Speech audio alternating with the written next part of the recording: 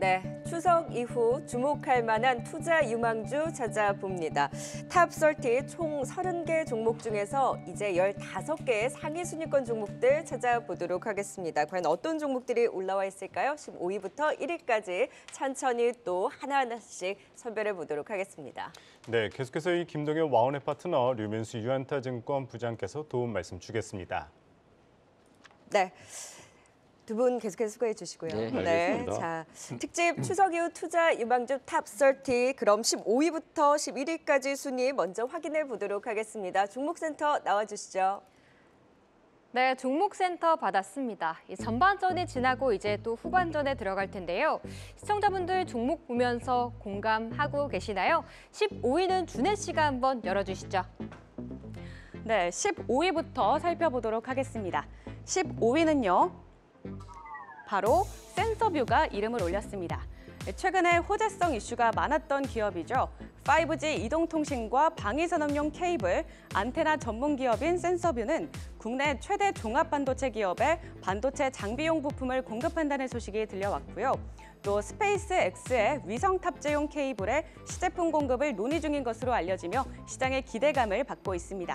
네, 6G 투자 확대와 미국 인프라법 호재까지 앞으로가 더 기대되는 센서뷰가 15위를 차지했네요. 네, 다음으로 14위도 열어보도록 하겠습니다. 14위는요. 바로 이수페타시스가 이름을 올렸습니다. 이수페타시스는 엔비디아와 구글, MS, 인텔 등을 고객사로 확보하고 있는데요. 미중 무역 분쟁으로 반사 이익을 누리고 있고 또 엔비디아의 AI 열풍에 힘입어 주가가 7월까지 무섭게 상승했습니다. 그 이후로는 우하향 곡선을 그리고 있긴 하지만 그래도 증권가에서는 AI 기판 매출이 빠르게 늘고 있다며 내년 초를 기점으로 실적이 개선될 것으로 전망하고 있습니다. 그 다음으로 13위는 어떤 종목인가요? 네, 13위 이어받겠습니다. 13위는 더네이처 홀딩스가 등장했습니다. 내셔널 지오그래픽을 가진 대표 브랜드로 의류회사입니다. 기존엔 내수를 주로 했지만 올 하반기 중국에 매장 7곳을 오픈할 거고요. 이를 시작으로 2025년에는 북미와 유럽까지 진출하겠다고 밝혔습니다. 또 최근 기관 수급이 꾸준히 유입되고 있는 가운데 13위에 이름을 올렸습니다. 네, 다음 12위는 어떤 종목일까요? 네, 12위는 레인보우 로보틱스입니다. 기존의 로봇 대장주로 잘 알려져 있는 종목이죠. 국내 최초로 2종 보행 로봇을 개발한 회사로 삼성이 지분 14.99%를 확보하면서 삼성향 기대감도 받고 있습니다. 그렇지만 10월 달 두산 로보틱스가 상장한 후 분위기는 어떨지 지켜보겠습니다. 이어서 11위도 한번 살펴볼까요? 네, 11위는 머큐리가 등장했습니다. 국내 최초로 통신 사용 차세대 와이파이 6 공유기에 대해서 국제 와이파이 협회로부터 인증을 획득했고 5G 라인업을 모두 보유하고 있는 회사입니다. 최근 테슬라의 스페이스X, 애플 아이폰 15 이슈 등에 들썩였는데요. 오랫동안 쉬었던 만큼 하반기 다른 모습을 보여줄 수 있을지 기대되고 있습니다. 지금까지 15위부터 11위까지 알아봤습니다. 네, 이어서 15위부터 살펴보도록 하겠습니다. 이 5G 케이블 안테나 기업이죠. 이 센서뷰인데요. 이 반도체 장비용 핵심 제품인 이 무선 주파수 케이블 조립체를 이제 국내 최초로 국산화한 기업입니다. 이 최근에 이 무선 주파수 케이블 조립체를 또 국내 최대 반도체 업체에 공급한다는 소식이 들려오면서 부각받기 시작을 했는데요. 김동현 파트너님, 이 센서뷰 주목하는 이유 어디 있을까요? 네, 방금 말씀해 주신 거에 답이 다 있는데 일단 국내 최초라는 게 중요하고요. 네. 지금 종합 국내 최대 반도체 회사 이름을 떠올리면 어딜까요? 네. 예. 두 개 그렇죠. 중에 하나일 것 네. 같은데 그 중에 S에 가깝지 않을까 좀 이렇게 생각하고 있습니다. 그래서 동사 같은 경우는 이 고주파 케이블 같은 경우를 이번에 4분기 때 영업을 개시한다고 하는 스타링크 쪽에다가 또 납품했던 이력도 있기 때문에 스타링크가 이번에 그 통신사들하고 손잡고 해당되는 통신 그 업을 시작을 하게 됐을 때 아무래도 관련돼서 수혜를 받을 거다라는 전망도 하나 나오는 것도 특징이라고 보겠고요. 일단 뭐 해외 그 수입에 의존했던 케이블 조립체를 국산화했다라는 것도 의미가 있다고 생각이 들고요. 동사 같은 경우는 일단 그 7월 달에 상장과 함께 한번 그 상장 당일에 큰 슛이 나오고 나서 한 3개월 가까이 좀 쉬어가는 흐름이 나왔는데요. 서서히 일단 수급도 좀 들어오고 거래량도 늘어나면서 일단 좋은 모습들, 그리고 하반기 4분기 때 특히 예상되는 통신 장비향 뭐 케이블이라든가 이런 쪽에 관련주로 볼 수가 있어서 뭐 대충 그 매물 소화라든가 또 보유예수 물량 같은 것도 소화가 되는 기점이라고 보기 때문에 지금 관점에서 유망한 추석 연휴 이후에 종목이다라고 판단을 드리고요. 목표가는 8,000원, 손절가는 5,500원 제시해드리겠습니다. 네, 5G 종목들, 특히 통신 장비주들 또 최근에 투심이 완화된 모습이 나타났었는데 신규 상장주죠. 센서뷰에 대한 흐름도 기대하고 지켜보도록 하겠습니다. 자, 이번엔 14위 이스페타시스 진단 들어보도록 하죠. AI 반도체 대장주인데 고점 대비 조정폭이 꽤 깊게 나왔습니다. 슬슬 매수 타이밍 잡아봐도 될까요, 유민수 부장님? 예, 슬슬 매수 타임 잡아봐도 된다는 생각이고요. 그나마 반도체 상승을 이끌었던 그 HBM 관련주들이 이제 최근에 조정을 좀 주고 있는데, 뭐 물론 이제 궁극적인 상승의 원천이었던 엔비디아가 8월 호실적 발표한 이후로 차익 매물 받고 그쪽도 이제 조정을 주고 있는 상황이죠. 그렇다면 지금 이 시점에서 그때와 지금 AI 성장 스토리 이게 좀 바뀌었냐? 저는 근본적으로 어떤 스토리가 망가지는 어떤 발화점을 찾지 못하고 있는 상황이거든요. 제 개인적인 생각은. 지금 경쟁에서 이거 선점하기 위해서 글로벌 빅테크 및 각국의 AI 투자는 계속 이어지고 있고요. 그다음에 못 파는 엔비디아, 그러니까 좀 못 사서 난리죠. 엔비디아 GPU. 이 수급 쟁탈전은 계속될 전망입니다. 그렇기 때문에 11월 실적 발표가 또 있을 텐데 그때 전인 10월 어느 순간부터 저는 엔비디아도 좋은 어떤 주가의 상승을 볼 수 있겠다라고 생각을 합니다. GPU와 한 커플인 HBM 이게 이제 우리나라인 삼성전자와 SK하이닉스가 전담 독점을 하고 있죠. 이 둘의 동방성장은 저는 충분히 가능하다고 생각을 하고 있고 그 서플라이 체인 역시 다시 주목해 볼 필요가 있는 시점이라고 좀 생각을 하고 있고요. 물론 둘 중에 어느 한쪽에 속하느냐 이런 어떤 속하거나 속할 가능성이 있느냐 밸류 체인 쪽에서 그 고민에서 벗어날 수 있는 게 동사라는 생각은 제가 갖고 있습니다. 그게 어떤 거냐면 아시다시피 국내 어떤 기업 중에서도 엔비디아에 또는 구글에 사실상 독점으로 이렇게 납품하는 쪽이 없거든요. 그게 동사의 이스페타시스밖에 없는 상황이기 때문에 동사의 어떤 밸류 체인에서 볼 때 충분하게 선택지가 될 수 있겠다라고 생각을 하고 있고 물론 통신 쪽 주력이었던 통신 쪽보다 AI 쪽에 어떤 영업이익률이 좀 좋지가 않습니다. 하지만 AI 열풍에 대한 부분으로 AI 혁명에 대한 부분으로 볼 때 Q가 충분히 P에 대한 상세를 많이 할 수 있겠다라는 생각을 갖고 있고요. 물론 이제 미중 갈등에 대한 이런 부분에서 플레이어가 적어요. 그렇기 때문에 우리나라의 이스페타시스가 수혜를 받을 수밖에 없는 상황이고 혹시라도 미중 갈등이 완화되는 국면이라도 플레이어 밴드를 바꿀 가능성은 저는 전혀 없어 보인다라고 생각을 하고 있습니다. 그래서 MLB 비중에서 데이터 센터 쪽으로 지금 확장되는 거의 이제 17%, 20%에서 50% 이상으로 상승하는 동사이기 때문에 충분히 지금은 잘 보실 필요가 있겠다라고 생각을 하고 있습니다. 네, 조정이 온 지금 매수 기회로 삼자 이 AI 반도체 대표주 이스페타시스에 대해서도 살펴봤습니다. 이어서 13위에 알아보도록 하겠습니다. 더 네이처 홀딩스입니다. 사실 이 국내에서는 이 내셔널 지오그래픽 의류 브랜드로 유명한 회사죠. 이 의류와 가방 라이선스 비즈니스를 하고 있는 회사인데 이 하반기에 이 중국 진출 기대감 나오고 있는 상황입니다. 추가 상승은 좀 어디까지 바라볼 수 있을까요, 김동현 파트너님?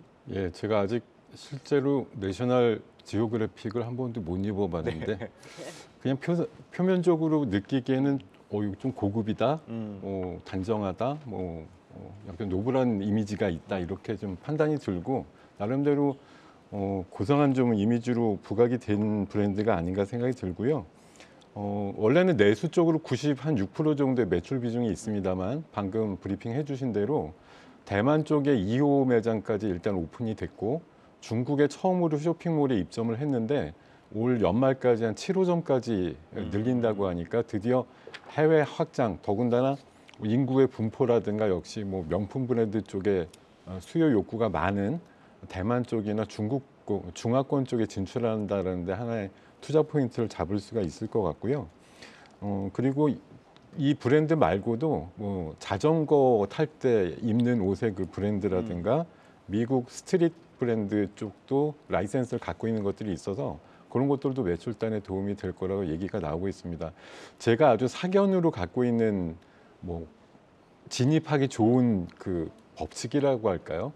고점에서 한 50% 정도 부러지면 거의 바닥이라고 보는데 이 종목이 재작년에 4만 원이 고점이었고 예. 최근에 2만 원 살짝 깨졌었다가 살짝 올라오고 있는 그림에다가 방금 브리핑에서도 잠깐 언급이 있었는데 기관들이 아주 꾸준하게 지금 한 거의 2달째 계속 사고 있거든요. 그래서 인제 200일선이라고 하는 지지선을 넘나드는 수준까지 임박하고 있는 상황이라서 지금 정도 현 가격대 수준 한 24,000원에서 5,000원 사이 정도라고 하면 무리 없이 진입이 가능할 것으로 보이고 목표가는 33,000원까지 제시해드리겠습니다. 네, 중화권 증시에서의 모멘텀도 착착 가져갈 수 있을지 더 네이처 홀딩스에 대한 진단 들어봤습니다. 자, 12위입니다. 레인보우 로보틱스, 우리 로봇주의 대장이죠. 정말 무서운 기세로 올랐다가 차익 실현도 좀 무섭게 나오는 변동성이 있었는데 뭐 반등에 대한 시도 움직임도 있긴 했습니다만 지금 두산 로보틱스 상장을 앞두고 기대감을 굉장히 키우고 있다 보니 하반기에 또 로봇 기대되는 일정들도 많잖아요. 그렇죠. 다시 한번 좀 반등무리를 할 수 있을까요? 예, 그렇게 될 것 같아요. 저는 뭐 일단은 그렇게 보고 있고요. 구조적으로 로봇 시장은 좀 점차 커질 수밖에 없죠. 아무래도 뭐 인구 구조 변화 이런 것들은 노동력의 어떤 불균형이 심화되는 부분, 그다음에 지금 인플레이션의 어떤 고착화 이런 거에 대한 인건비에 대한 부담이 기업들은 커질 수밖에 없는 상황이다. 그렇기 때문에 구조적으로 성장 산업이다라고 보시는 게 맞을 것 같고요. 일례로 작년 700억 달러에서 한 2030년까지 2천억 달러 이상의 어떤 성장률을 예상하거든요. 그러면 한 연평균 두 자릿수 이상을 예상하고 있는 게 보통의 평가입니다.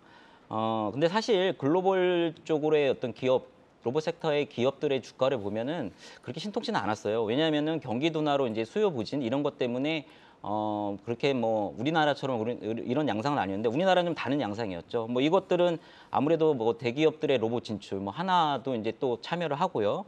그 다음에 말씀하신 대로 두산 로보틱스의 상장 이슈. 그다음에 뭐 정부 정책 지원들은 또 하반기에 또 계속적으로 있을 가능성이 높거든요. 그러니까 로봇들이 이제 우리와 같이 실생활 할 수 있는 것들이 이제 하반기에 도래합니다.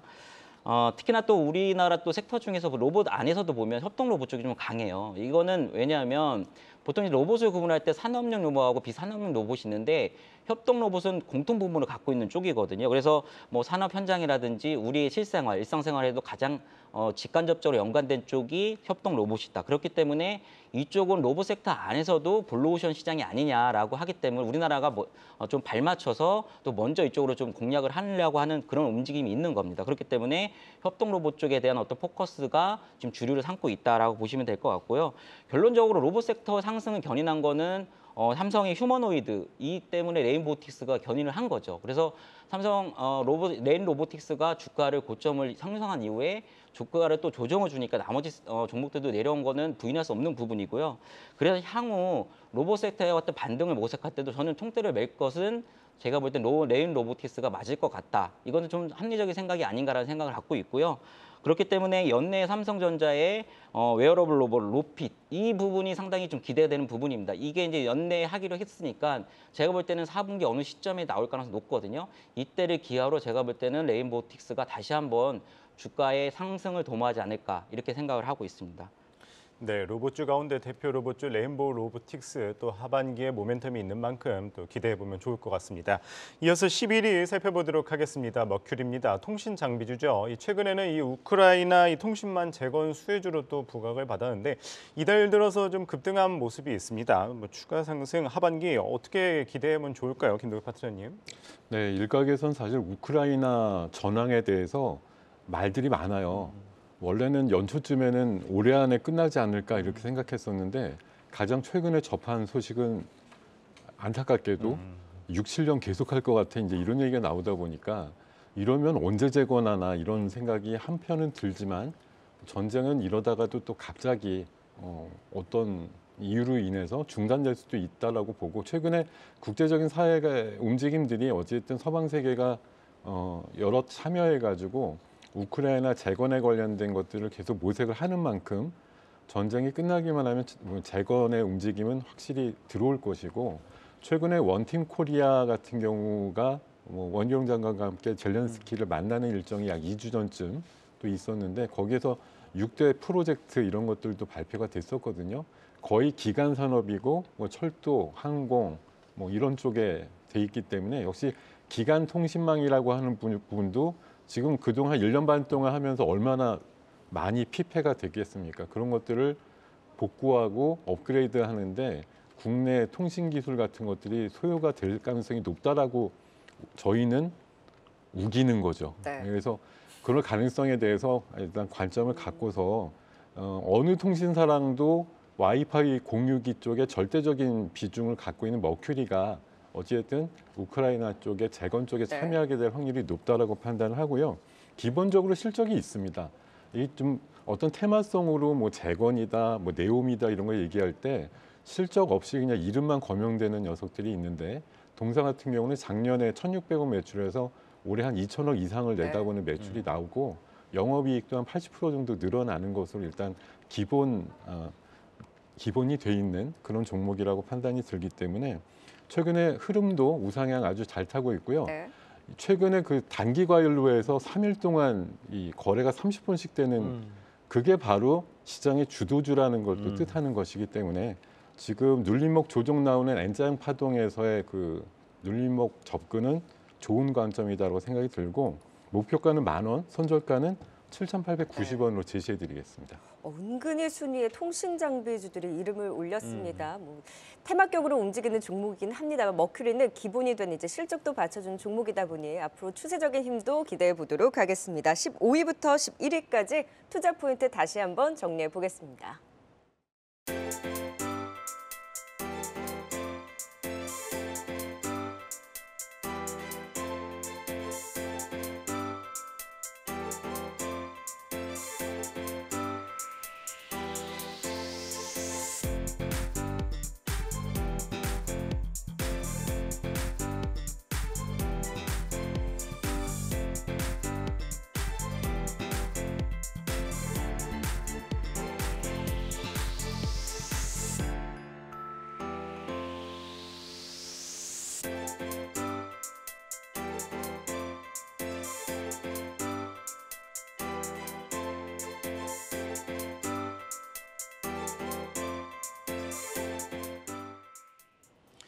네, 이번에는 순위를 또 높여보도록 하겠습니다. 탑 10 내 종목들 어떤 종목들이 있는지 살펴볼 텐데요. 먼저 10위부터 6위까지 또 어떤 종목들 랭크되어 있는지 알아보겠습니다. 종목센터 나와주세요. 네, 종목센터 이어받았습니다. 이제 탑 10 공개를 앞두고 있는데요. 먼저 10위부터 확인해 보도록 하겠습니다. 네, 10위는 바로 SM이 이름을 올렸네요. 네, 엔터주 최근에 소속 아티스트의 재계약 문제를 놓고 등락을 거듭하고 있죠. 그 가운데 SM은 상반기 내용을 겪으며 앨범 발매 건수 자체가 부진했는데요. 하지만 하반기 역대급 라인업을 통해 상저하고 실적이 예상되고 있습니다. 하반기 첫 주자였던 엑소의 정규 2집은 예상치를 뛰어넘었고요. 또 에스파와 NCT의 성장도 확대되고 있습니다. 엔터사 중에 가장 안정적인 실적 개선이 전망되는 SM이 10위에 올랐습니다. 네, 9위도 열어보도록 하겠습니다. 9위 살펴볼까요? 9위는 바로 한올바이오파마가 이름을 올렸습니다. 한올바이오파마는 자가면역 치료제로 개발 중인 IMVT1402 임상 1상 결과 발표가 임박을 했는데요. DS투자증권은 이번 임상이 성공한다면 적정 기업 가치는 현 시총 대비 78% 증가한 약 2조 3천억 원이 될 것이라고 밝혔습니다. 꾸준히 저점을 높여가고 있는 한올바이오파마가 9위를 기록했네요. 네, 계속해서 8위도 열어보도록 하겠습니다. 8위는요. 바로 HD 한국조선해양이 나왔습니다. 네, 올해 조선주들 7월까지 흐름이 굉장히 좋았죠. HD 한국조선해양도 7월까지 우상향 곡선을 그리다가 그 이후로는 등락을 거듭하고 있습니다. HD 한국조선해양은 현대중공업과 현대미포조선, 현대에너지솔루션을 자회사로 보유하고 있는데요. 자회사들이 올해 연간 수주 목표를 초과 달성해 자회사의 가치 상승으로 리레이팅이 기대됩니다. 다음으로 7위는 어떤 종목인가요? 네, 럭키7 받아볼게요. 7위는 네, 솔루엠입니다. 마트에서 이 전자로 된 가격 표식이 본 적 있으시죠? 이 사업을 주로 하면서 올해 상반기 영업이익을 큰 폭으로 성장시켰습니다. 하반기에도 이 성장세는 이어갈 것으로 보이고요. 또 최근 신사업으로 스마트 가로등이나 전기차 충전 파워 모듈, ESS 사업 등에 손을 뻗치면서 이 추후 기업 가치를 상향시킬 수 있을 것으로 전망되고 있습니다. 더불어서 시장에서도 눈높이를 올려잡고 있는 가운데 이 솔루엠이 7위에 자리했습니다. 이어서 6위는 어떤 종목일까요? 네, 6위는 네이버가 등장했습니다. 이 한국형 챗 GPT 하이퍼 클로버 X를 발표했습니다. 하지만 이 성능에 대한 우려 속에 시장 반응은 냉랭했는데요. 그렇지만 최근 삼성전자가 이 반도체 개발에 하이퍼 클로버 X를 활용하겠다고도 밝혔고요. 호텔 신라 등 여러 회사들과 손을 잡으면서 이 생태계를 확장해 나가고 있습니다. 증권가에서도 목표가 그대로 유지하면서 추석 이후 유망주 6위에 이름을 올렸습니다. 지금까지 10위부터 6위까지 알아봤습니다. 네, 이제 10위권 내의 종목들 진단 들어보도록 하겠습니다. 10위 엔터주 내에서 SM입니다. YG엔터에 대한 좀 이슈가 있기도 그렇죠. 했고 엔터주 전반적으로 하반기 기대감이 있음에도 불구하고 다소 주가는 흘러내리는 모습이었는데 그 안에서 SM이 순위에 이름을 올렸단 말이죠. 그렇죠. 그 안에서 좀 주목해야 되는 이유가 어디에 있을까요? 그렇죠. 참 엔터주 다산화하는 것 같습니다. 네. 왜 YG 엔터 뭐 충분히 저는 뭐 이해할 수 있다고 생각해요. 뭐 재계약 불발 가능성 뭐 이런 거 뭐 확정된 건 아니지만, 근데 최근에 또 BTS도 역시 재계약을. 재계약했는데 이것도 새로운 뉴스로 받아들이거든요. 뭐 보니까 이제 순차적으로 군대를 가게 되고 결과적으로 완전체는 2년 뒤에나 가능한 게 아니냐라고 뭐 생각을 해서 사실상 공백으로 받아들이는 어떤 이런 분위기. 그러니까 이게 지금 전반적으로 투심이 안 좋다는 반증도 있고요. 그다음에 엔터주에 대해서 뭐 이렇게 얘기하시는 분들 있는데 지금 같은 어떤 앨범 고성장이 내년까지 계속 이어질 수 있느냐. 결국은 피크아웃에 대한 퀘스천이죠. 근데 저는 이렇게 생각을 합니다. 뭐 앨범 흥행이 이제 전반적으로 잘 이어지고 이를 기반으로 한 음원, 그다음에 뭐 투어, 이 투어 확대가 이제 연말로 갈수록 또 확대될 거거든요. 그다음에 MD 이런 어떤 IP 확장 흐름은 계속 매출하고 이익이 이제 같이 성장하는 흐름이거든요. 이렇게 계속 선순환 구조를 갖는 거예요. 그렇기 때문에 지금의 시점에서 피크아웃을 논하기에는 조금 기우가 아닌가라고 생각하는 게 기본적인 생각이고, 그렇기 때문에 저는 하반기 엔터주에 대한 어떤 선택지 이 부분은 충분히 고려해 볼 만하다라고 좀 생각을 하는 쪽입니다. 네. 엔터사들 뭐 상반기, 하반기 매출에 대해서 지금 평가들이 좋고요. 한 40% 전사 늘어날 것으로 예상을 하고 있고, 동사 역시 하반기 매출 6,200억, 영업이익 960억, 상반기에 비해 한 40% 각각 70% 급증할 것이라는 평가들이 나오고 있습니다. 그래서 지금의 최근에 경영권 분쟁 이후 주가가 조정을 준 이후에 최근의 흐름을 보면 저는 SM이 가장 좀 견고하게 움직이는 것들, 이런 실적 기조하고 맞물려 있는 흐름이 아닌가라고 생각하는 거고요. 결국 엔터주도 역시 이제 스타 아티스트, 그다음 신인 아티스트에 대한 어떤 기대감, 그다음에 이런 것들이 상당히 주가에 녹아들을 부분이 크다. 그렇기 때문에 최근에 나온 라이즈 싱글 앨범 발표했는데 이게 이제 동사 입장에서는 7년 만에 보이그룹이거든요. 그렇기 때문에 기대감이 큰데, 근데 더 지켜봐야 될 포인트는 있지만 전반적인 흐름은 좋아요. 예를 들면은 뭐 한국, 중부, 일본의 음악 차트에서 지금 고공행진을 하고 있거든요. 그래서 지금 대부분 지금 여자 걸그룹이 지금 갖고 있지, 판도를 장악하고 있지 않습니까? 그렇기 때문에 BTS의 공백 이후에 보이그룹의 어떤 출범이기 때문에 상당히 좀 기대해 볼 만하다라고 생각을 하고 있습니다. 그렇기 때문에 향후 주가 흐름도 잘 보셔야 할 필요가 있겠다, 이렇게 생각을 하고 있습니다. 네, 하반기 모멘텀이 풍부한 만큼 그래도 주목해보자. 엔터주 가운데 SM에 대해서 살펴봤습니다. 이어서 9위 진단해 보도록 하겠습니다. 한올바이오 파마입니다. 앞에서 브리핑에서 이야기했듯이 지금 이달 내에 자가면역 치료제 임상일상 결과 발표가 예정인데, 이게 성공을 하면은 가치가 2.3조 원이라고 했고, 만약에 좋은 결과가 나오지 않으면 또 영향을 받을 텐데, 한올바이오 파마 주목해야 할 모멘텀 체크해 주신다면 어디에 있을까요, 김동현 파트너님? 네, 이게 마치 추석 연휴 때 로또 긁는 느낌이 살짝 있습니다. 아마 연휴 사이쯤에 발표될 가능성이 높을 것 같은데 이미 예고는 봄부터 돼 있는 상황이고요. 예. 원래 이 회사가 개발하던 자가면역 치료제가 있었는데 이게 임상을 하다가 콜레스테롤이 갑자기 증가하는 이런 상황, 부작용 때문에 중단을 하면서 주가가 한번 부러졌었거든요.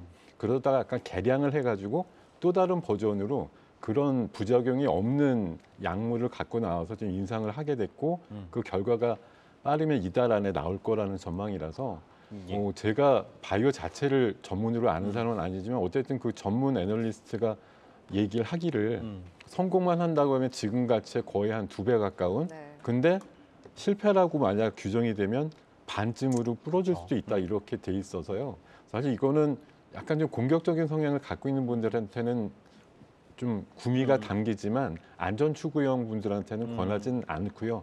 그런 설사 좀 들어간다고 하더라도 비중은 본인 어떤 투자액의 네. 한 5% 정도 이하로 보시는 전략을 권해드리겠습니다. 그러니까 임상 결과에 따른 주가 향방에 따라서 그리고 투자 성격에 따라서 좀 봐야 하는 네, 한올바이오파마에 대해서 또 진단 들어봤습니다. 자, 8위입니다. HD 한국조선해양 조선주에서 이제 또 8위를 차지했는데 3년 연속 연간 수주 목표 조기 달성에 성공을 했습니다. 지금 수주 좋고 실적도 뭐 지금 받은 물량만으로 2025년까지 실적 상승이 유효하다라는 분석이 나오기도 했는데 카타르 또 2차 수주에 네. 대한 기대도 맞습니다. 있잖아요. 네, 요즘에 맞습니다. 조용했던 조선주도 좀 체크를 해보죠. 그렇죠.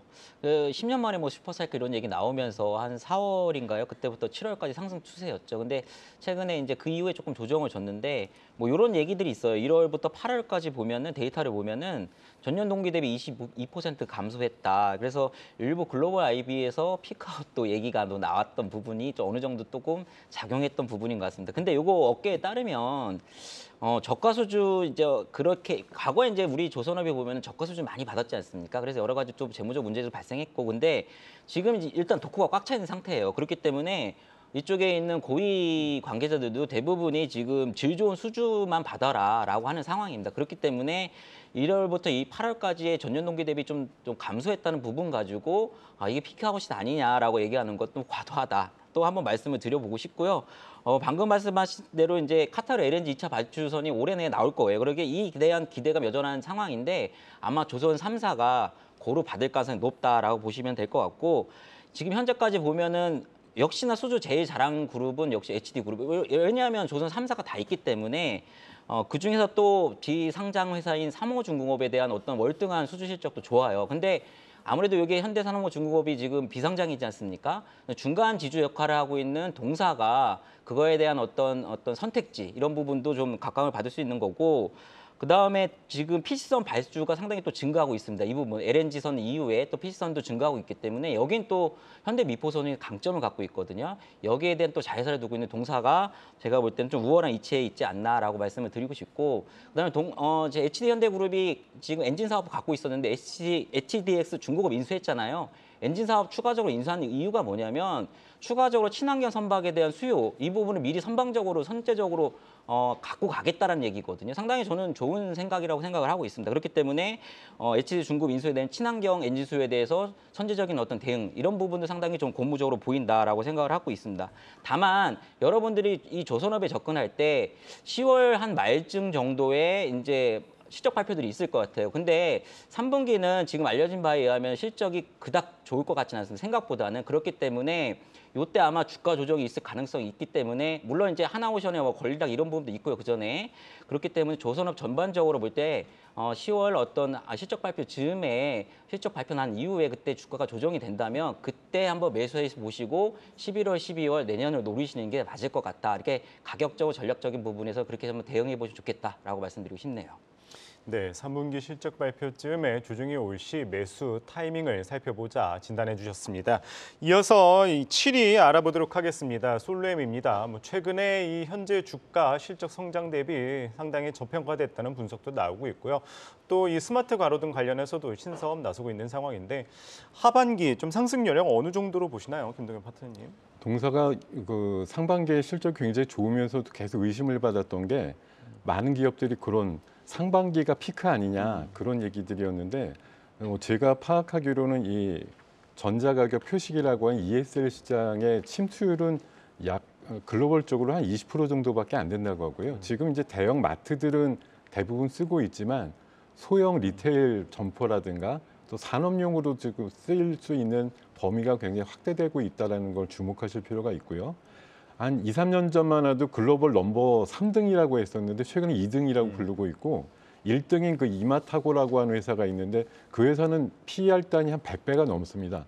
근데 동사는 이제 사이즈가 한 1조 5천억 되긴 하지만 이 회사가 보통 한 1,000억 정도 벌기 때문에 한 15배 내외 상대적으로 굉장히 저렴하다라는 평가를 받고 있고 방금 말씀 주신 대로 그 가로등인데 스마트 가로등이라 그래서 거기에 이제 ESS 배터리 같은 것들이 들어가는데 동사 신사업 분야로 지금 추진하고 있고 일부 발주가 나오고 있는 것들을 감안해 보면 하반기 때 수익권에 더 보강이 될 것 같은 생각이 들기 때문에 목표가 3만 원대 후반까지 제시해드려도 무리가 없는 종목이다 말씀드리겠습니다. 네, 실적주로서 항상 좋은 실적으로 증명을 해줬고 신사업에 대한 기대까지 솔루엠 지켜보자라는 의견 주셨습니다.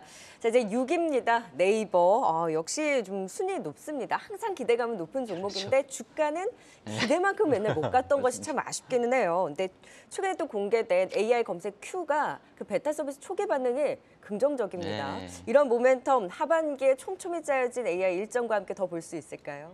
그렇죠. 이 뭐 결론적으로 말씀드려서 이제 그 어떤 동사를 발할 때 론칭 척이 어떤 서비스지 이런 갑론을박들이 많아요. 근데 이거에 좀 연연할 필요는 없다. 저는 뭐 일단 먼저 그렇게 말씀을 드려보고 싶고 뭐 하이퍼 클로버 X도 그런 어떤 것 때문에 투심이 악화됐고 그다음에 기대했던 주가 흐름이 나오지 않고 답답한 흐름을 일정 부분 유지하고 있는 거는 맞다라고 볼 수 있는데 사실 올해 초 챗 GTP 대항마로 출시되었던 바드 역시 막 그 처음에 이제 뭐 오류 뭐 이런 문제로 별로 주가가 안 좋았어요. 근데 그 이후에 50% 급등을 했거든요. 이 둘의 공통점은 검색 엔진 장악하고 있는 기업들이라는 거죠. 그렇기 때문에 서비스 질 뭐 이런 문제의 노이즈 이런 부분의 이탈의 우려보다는 아무래도 생성형 AI와 B2B, B2C로 이루어지는 어떤 시너지 이런 부분에 주목해 동사를 바라볼 필요가 있다라고 생각을 하고 있습니다. 그리고 말씀하신 것처럼 Q가 나왔는데 이게 이제 어떤 성숙한 검색 서비스 지향하는 부분, 그래서 검색에만 집중하는 거예요. 그렇기 때문에 네이버, 그 다음에 하이퍼 글로버 X, Q 이런 어떤 삼각 체제를 구축하고 있기 때문에 저는 마이크로소프트와 구글하고의 한판 승부를 물론 뭐 협소하게 보시는 분은 뭐 말이 되냐라고 말씀하실 수도 있겠지만 저는 충분하게 승부를 걸 수 있겠다라고 생각을 하고 있고 이거는 개인적으로 사실 빅데이터 부분이 상당히 주권적으로 참 중요한 부분이거든요. 이거를 뺏기지 않아야 되는 부분도 있다라고 생각을 하고 있고요. 과거 여러분들 솔직히 검색 엔진 야후라는 거를 한번 해보신 분들이 계실 거예요. 근데 지금 야후라는 분은 있더라고요. 야후라는 게 있긴 있는데 지금 쓰는 분 없잖아요. 네. 이게 상당히 중요한 겁니다. 지금 패권 전쟁이고요. 이쪽에서는 지금 사활을 건 총성 없는 전쟁이 진행되는 부분이기 때문에 네이버뿐만 아니라 국가적으로 저는 지원이 분명히 필요하다라고 생각을 하고 있고 압도적인 어떤 LMM 이런 거에 장착한 동사 아까도 말씀드렸듯이 초기에 어떤 런칭 초기에 서비스 이런 거에 너무 연연하지 마시고 잘 꾸준하게 잘 보시면 좋을 것 같다 이렇게 생각을 하고 있습니다. 네, 향후의 성장 모멘텀에 더 집중해서 보자. 네이버까지 확인해 봤습니다. 10위부터 6위까지 투자 포인트 다시 한번 화면을 통해 확인하고 오시죠.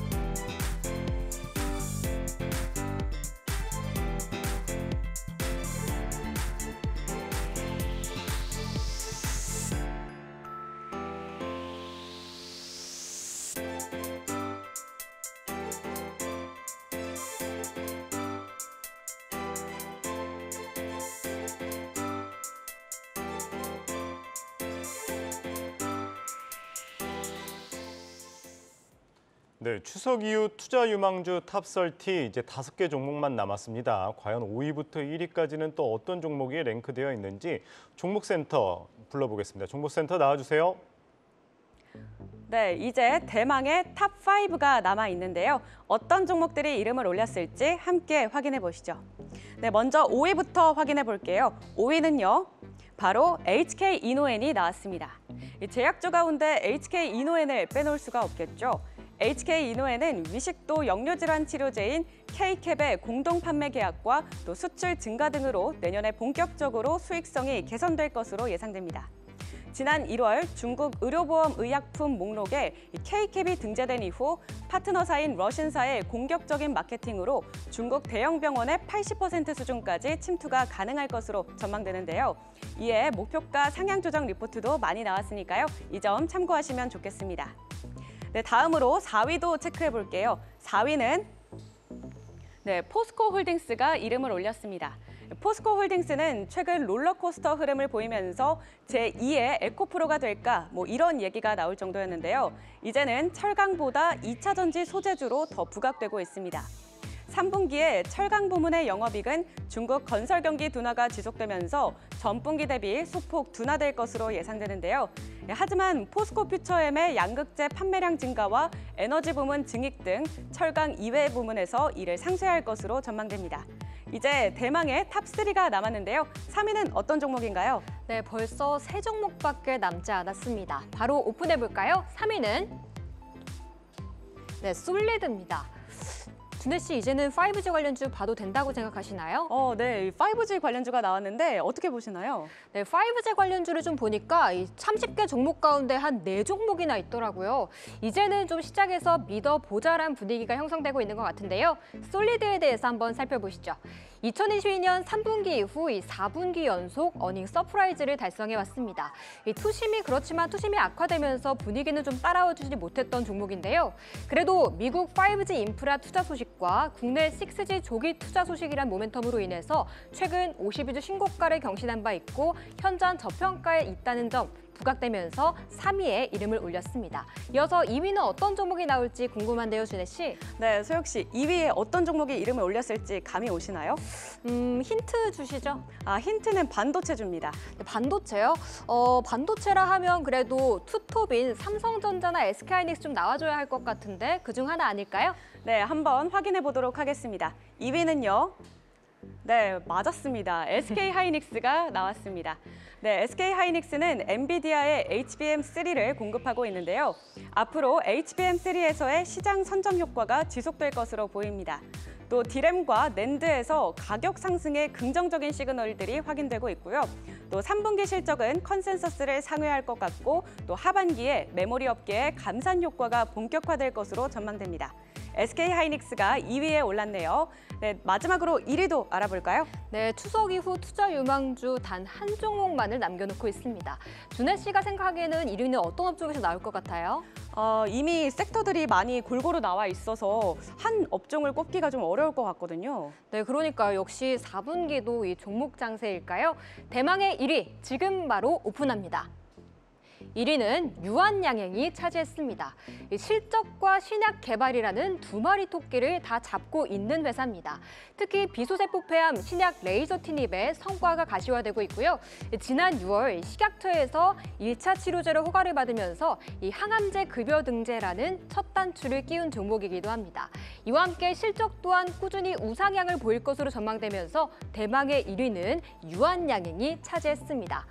지금까지 추석 연휴 이후 탑 유망주, 탑 30 종목 알아봤습니다. 네, 5위는 HK 이노인입니다. 숙취해소제로 유명한 컨디셔너로 알려져 있는 HK 이노인이죠. 최근에는 이제 위장약 K캡의 열풍이 무서운데 이 해외에서만 한 35개 국가에 지금 진출해 있다고 합니다. 지금 하반기 얼마나 좀 주목하면 좋을까요, 김동현 파트너님? 아마 제가 생각하기에 우리나라에서 만든 어떤 신약이라고 하는 것 중에 블록버스터 신약이 된다고 하면 K캡이 가장 가능성이 현저에는 높지 않을까 생각이 들고요.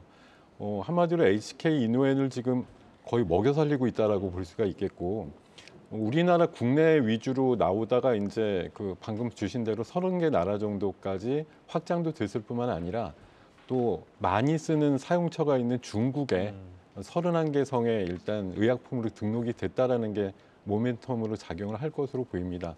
최근에 한 약 3개월 전부터 아주 느린 속도지만 우상향을 꾸준하게 하면서 신고가 흐름을 계속 띄고 있다는 거 주목하시면 좋을 것 같고요.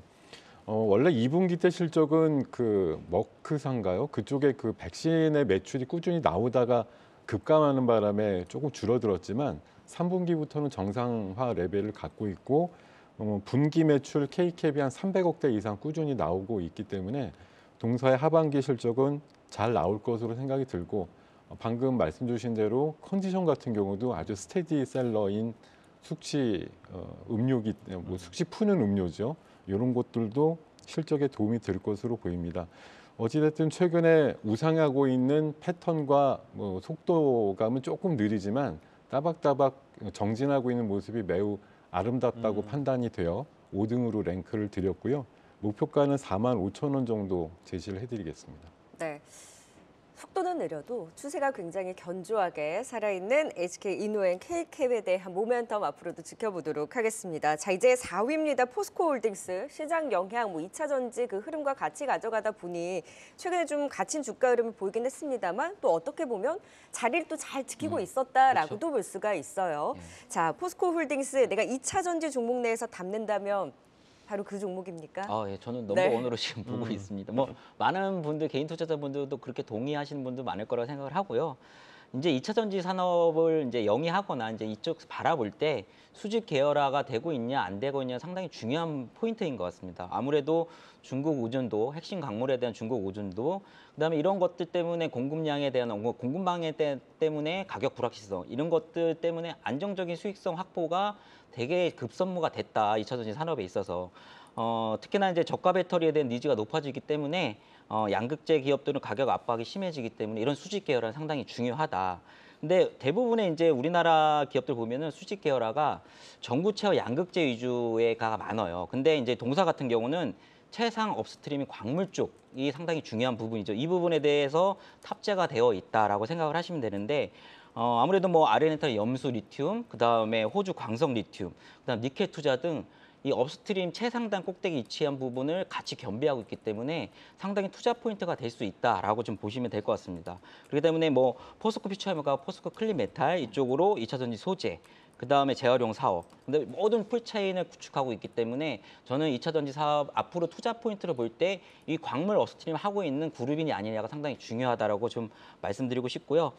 물론 이제 동사의 철강 부분은 앞으로 조금 시황을 좀 봐야 될 것 같아요. 업황에 대해서. 그래서 뭐 중국에 대한 추가 부양 의지, 중국 건설 경기가 어떻게 변하고 있는지 이런 부분은 보충적인 역할을 하고 동사를 바라볼 때 포커스는 분명히 2차 전지의 업스트림 최상단까지 있다는 이 부분이 상당히 중요하다. 그렇기 때문에 잘 관심을 가지고 꾸준하게 매수할 종목이다라고 생각을 합니다. 네, 4위 포스코 홀딩스까지 진단해봤습니다. 이어서 3위 살펴보도록 하겠습니다. 통신장비주가 3위에 올라와 있습니다. 이 솔리드인데 사실 통신장비주들 2020년 고점 찍은 이후에 굉장히 오래 좀 조정을 받은 상황입니다. 최근에 이 5G 장비주들, 통신 장비주들 조금씩 올라오고 있는 모습인데 솔리드 3위를 꼽으신 이유 어디에 있을까요? 네. 마치 1, 2부 진행하면서 이 사람이 얘기하는 주력 뭐 흐름들이라고 보면 바이오랑 통신 쪽이 많은데 뭐 통신장비 협회에서 나왔나 이렇게 또 생각이 드실 수도 있겠습니다만 방금 말씀해 주신 것에 사실 또 답이 있습니다. 3년 동안이나 소외됐고 3년 동안 미움을 받았고 또 양치기 소년이란 말 굉장히 많이 들었던 섹터가 바로 통신장비 섹터예요. 우리나라가 다행히 팬데믹 전에 5G를 상용화를 했지만 팬데믹이 되다 보니까 다른 나라들 5G 쪽에 투자를 안 합니다. 못 합니다. 가서 인프라 투자 막 오프라인으로 공사를 해야 되는데 그런 부분들이 막 제한을 받으면서 의외로 5G 개화가 굉장히 늦었고요. 그러다 보니까 오히려 이게 전화위복이 돼가지고 5G 건너뛰어가지고 5.5 내지는 6G 하자 이런 식의 움직임들이 최근에 나오고 있거든요. 예. 근데 6G의 근간은 또 저기 또 인공위성입니다. 그래서 스타링크의 우리나라 진출도 그런 의미에서 의미가 있다고 보는 거고요. 진짜 제가 보기에는 통신장비 쪽이나 이런 쪽에 3년 동안의 어떤 굉장한 처절한 그 생존, 어려웠던 거 드디어 좀 하늘 떨어낼 수 있는 그런 시기가 왔다고 생각이 들고 다들 평균적으로 그 생명선이라고 되어 있는 200일선 밑에서 이제 고개를 들어서 뚫고 올라가는 그런 패턴의 모양들을 띠는데 솔리드는 제가 지난번에도 한번 말씀드렸죠. 어느 분께서 3년째 15,000원 목표가로 맨날 리포트 내고 있으신 분이 계신데 5,000원이 하든 6,000원이 하든 맨날 목표가는 15,000원. 국방부 시계가 네.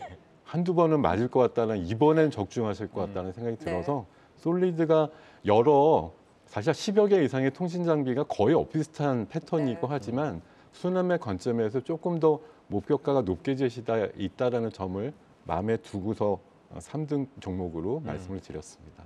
네, 아픈 손가락이기도 했고 양치기였던 이제 5G 관련해서도 솔리드도 실적도 받쳐주는 종목이다 보니 통신장비주 내에서 확실히 하반기 이번엔 좀 기대해 보자라는 의견 주셨습니다.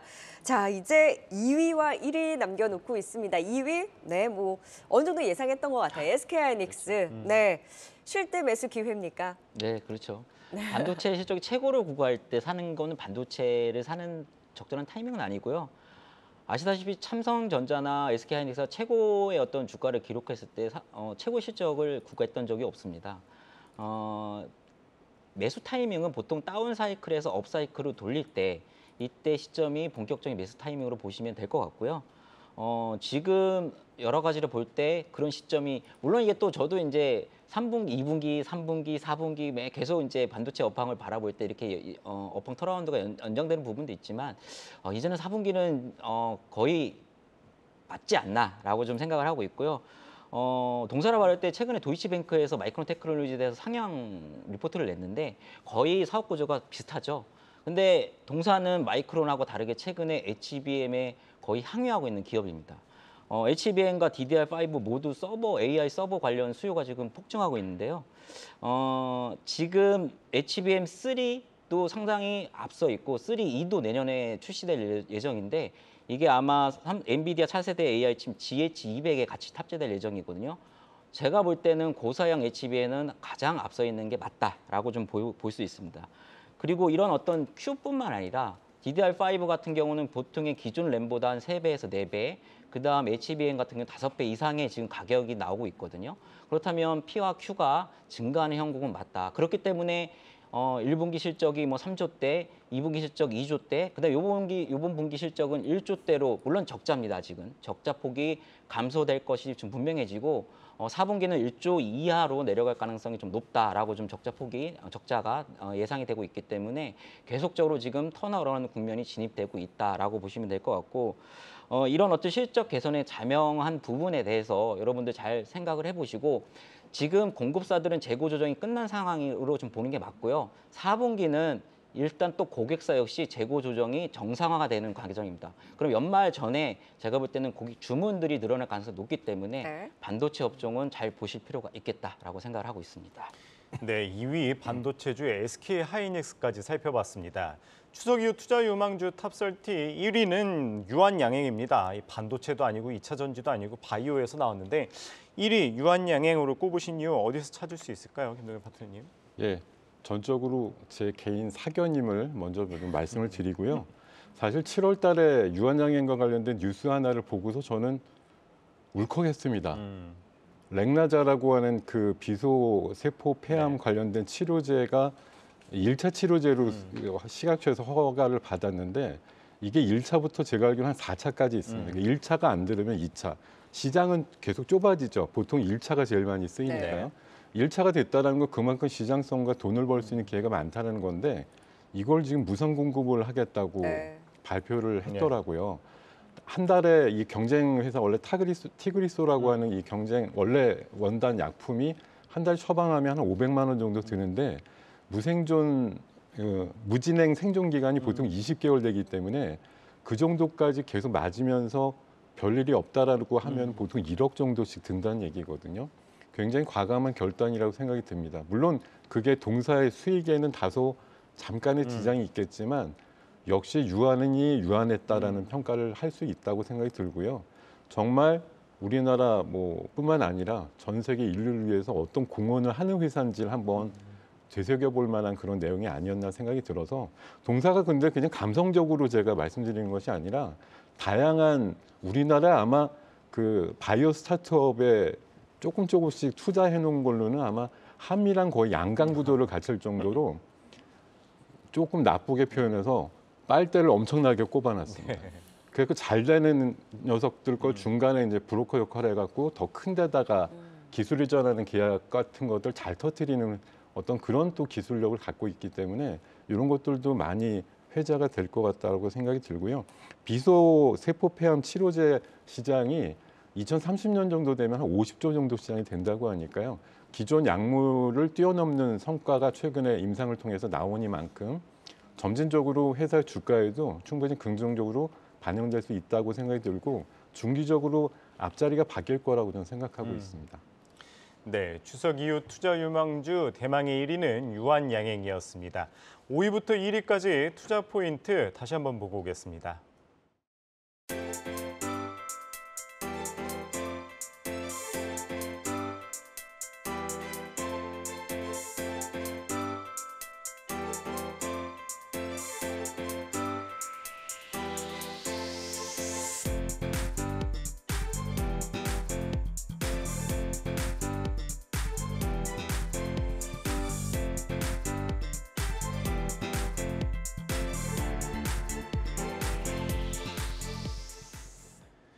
네, 추석 이후 투자 유망주 탑30 김동엽 와운의 파트너 류민수 유한타증권 부장과 함께했습니다. 말씀 고맙습니다. 고맙습니다. 감사합니다.